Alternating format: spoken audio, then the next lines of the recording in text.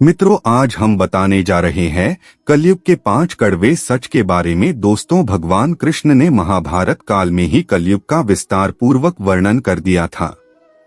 कलयुग में लोग कैसे होंगे, जीवन कैसे व्यतीत होगा, लोगों का व्यवहार एक दूसरे के प्रति कैसा होगा, यह सब उस काल में ही बताया जा चुका था। यहाँ हम प्रस्तुत करेंगे भगवान कृष्ण द्वारा कलयुग के बारे में बताई गई 5 कड़वी बातें जो आज 100% सच हो रही है। महाभारत काल में 5 पांडवों के मन में कलयुग के बारे में जानने की जिज्ञासा थी। उन्होंने एक बार भगवान कृष्ण से पूछा कि कलयुग में मनुष्य कैसा होगा, लोगों के विचार कैसे होंगे और मोक्ष प्राप्ति कैसे होगी। यह प्रश्न सुनकर भगवान कृष्ण ने 5 पांडवों को वन में जाने के लिए कहा और यह भी कहा कि जो कुछ भी तुम वहां देखो मुझे विस्तार में आकर बताना। 5 भाई वन में जाकर वापस आए और भगवान कृष्ण को क्या बताते हैं, चलिए जानते हैं।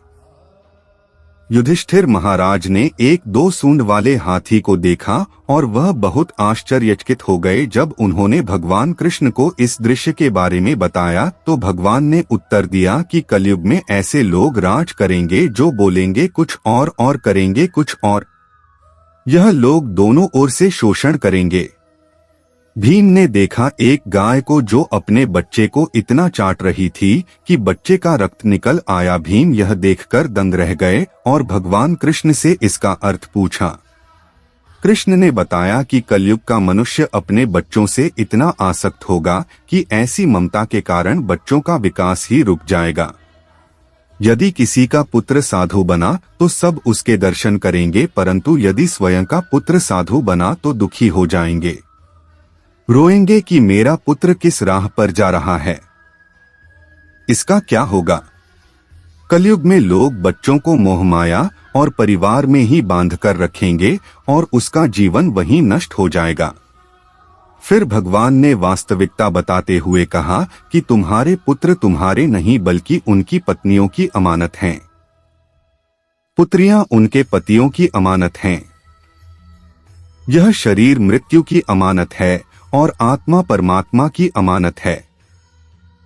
अर्जुन ने देखा एक पक्षी जिसके पंख पर वेद की ऋचाएं लिखी हुई थी, परंतु वह एक मनुष्य का मांस खा रहा था।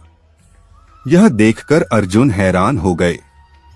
इस पर भगवान ने बताया कि कलयुग में ऐसे लोग होंगे जिन्हें विद्वान कहा जाएगा, किंतु उनकी मंशा यही होगी कि किसकी जल्दी मृत्यु हो और उसकी संपत्ति को अपना लिया जाए।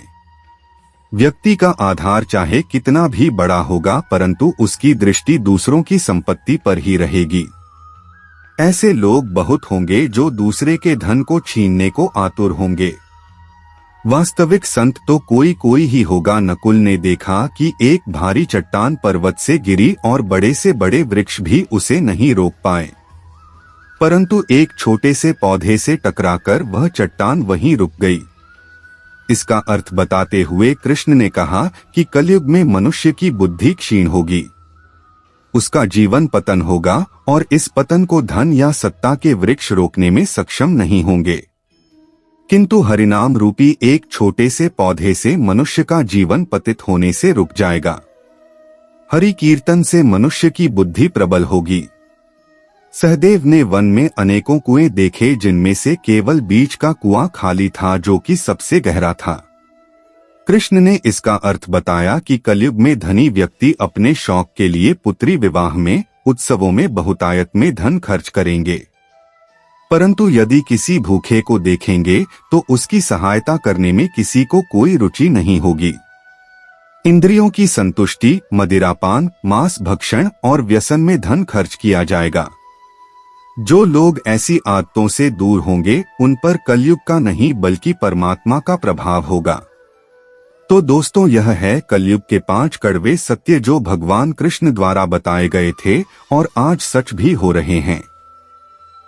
तो कैसा लगा आज का जानकारी? अगर अच्छा लगा तो चैनल को सब्सक्राइब करें। धन्यवाद।